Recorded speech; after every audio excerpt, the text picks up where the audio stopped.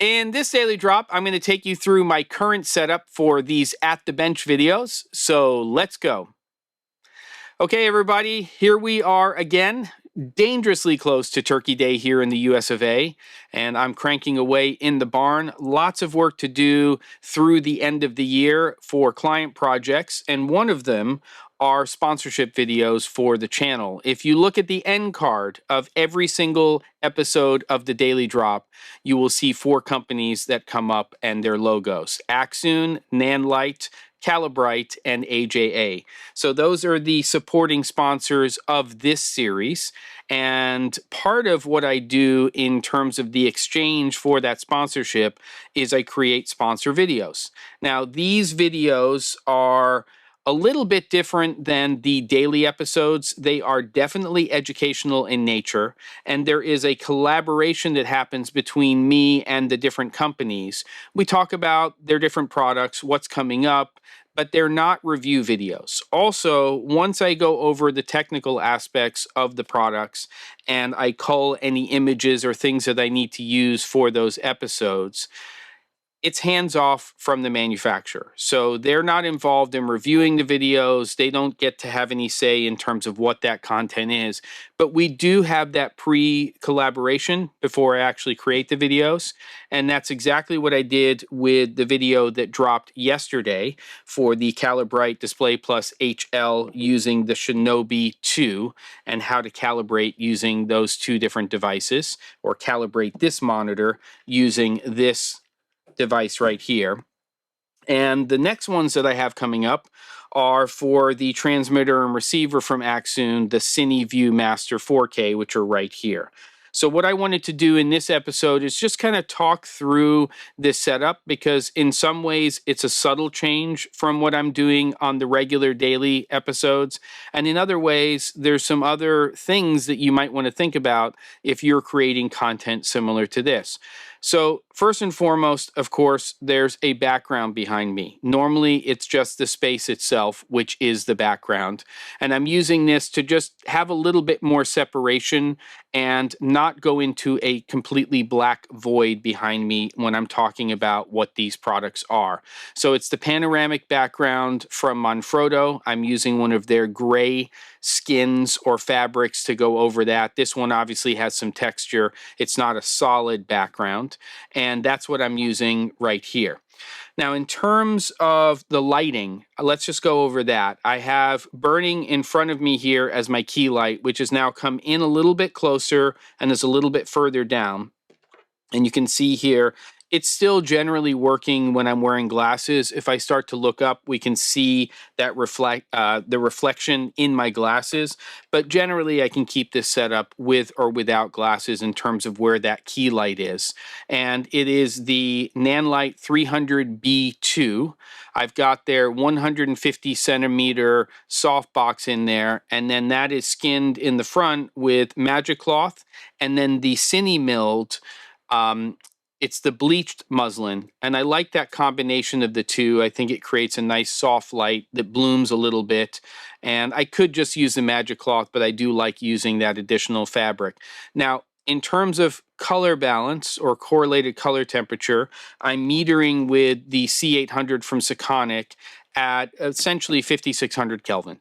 So I'm matching the 3 fixtures that I'm using here, and I'll turn them on and off in a second so you can see what they're doing, to that. And then I have my A camera over there set to the daylight preset. Usually I dial in the color temperature. Sometimes I'll dial that in a couple of hundred Kelvin above what I'm metering to just sort of warm it up. But this I'm handling in post. And I do want to also mention, just so that you know, that today I'm recording this episode directly into Ecamm Live as opposed to recording directly to my cameras. So there may be a slight difference in terms of color between what you're seeing in today's episode and what you saw in yesterday's episode when I was doing this little educational thing on the Calibrite Display Plus HL and the Shinobi 2. So that's a camera set to 1600 ISO. And when I'm doing educational videos, because I need a little bit more depth of field, I've stopped down, usually I'm at a 2.8 on this camera. Right now, I believe that I'm in an f5. So a little bit more depth of field in terms of what we're seeing with that. Also in terms of focal length, I'm using a prime lens. Usually I'm using something like the Sigma 18 to 50, which is a great little lens, but nothing beats something like this Batis 25 millimeter. It's just really, really sharp, and it's great for this type of content as long as I can stick with a fixed focal length. And for this, it's working because I want to see a bunch of this surface area. And just as an additional piece of information on the key light, as I remember, that's burning at a 20% output. So not even close to the full output of that fixture right now. I could mess with having a slightly higher output on that key light and then bring my ISO down, but that's going to affect the whole balance of the background, so on and so forth. You get the idea. So you've got to find that balance for yourself. So that's the key light. Burning over my left shoulder is essentially this little kicker, which does affect this table just a little bit. I could increase it. It's at about 6%, also metered on the C800 to 5600 Kelvin. And that is the Pavo Slim 120C. So I can do, like I can with the 300B2, I can do plus minus green. And that's what I'm using right here for that. And then over here to my right for ambience, I am using the Nanlite Alien 300C. And that I'm using just to basically increase the ambience a little bit and put a little bit more light here. It just raises the ambience in the space. It's basically bouncing into the corner and coming back. And so it's doing something for sure. Again, metered to 5600 Kelvin, and that is at 40% currently. So what I want to do is I want to actually turn off and on each one of these lights so you can see what they're doing and then see them working all together. I'm using the little Nanlite remote for that. I could use the app, definitely, but this is doing the job. And let's do that right now, and then I'll just talk about a couple more things. So let's go ahead and turn off the key. We're going to go ahead and turn off that little kicker, and we are going to turn off that ambient light. And then let's go back to the key so you can see what that's doing by itself. So that's the 300B2 by itself. I'm going to turn that off. Okay, and then we're going to go over here to the kicker light again so you can see what that's doing. And that's the 120C, again, at about a 6%. It's not doing a lot to the table, but it's definitely kicking on the left side here of my face. That's going off, and then we're going to go ahead and turn on that ambient light again. And you can see that's bouncing off of there. It's coming off of the right side of my face a little bit. It is doing a little bit of something, and it's definitely affecting the background. So again, turn that off, and I'm going to go ahead and turn on my key. Okay, then we're going to go ahead and turn on that 120C for that little kicker light, and then you'll see what happens at least at 40% for that little ambient lift inside of the space. And that's basically what's going on in terms of lighting overall.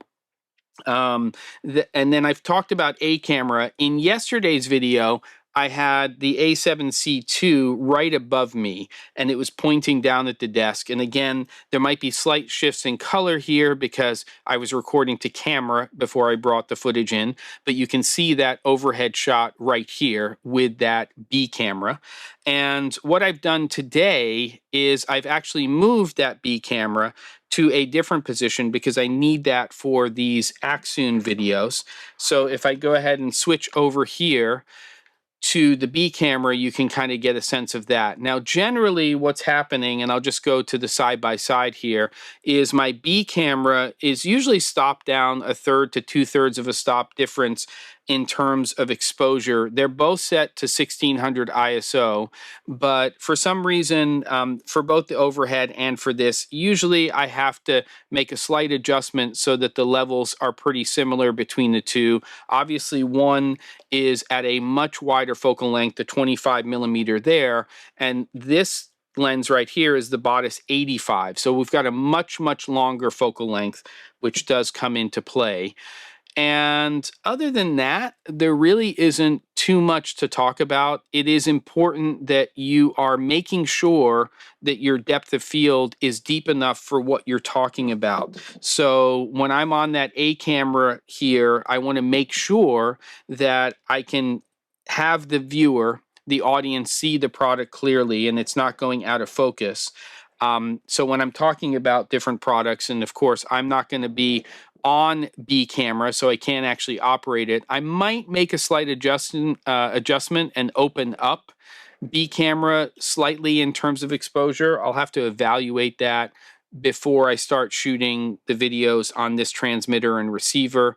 But in Ecamm, what's really nice, and I'm not using this for the recorded episodes that I do for the sponsors, I can switch between all of these different configurations when I am using these two cameras. And what am I using to bring those cameras in? I've got two of the Camlink 4Ks. If you were on that ride or a part of that journey, you'll know why I settled on those as my two input devices. And other than that, I think that's probably enough information for today's episode. Don't forget to, and I'll see you on the next episode of The Daily Drop.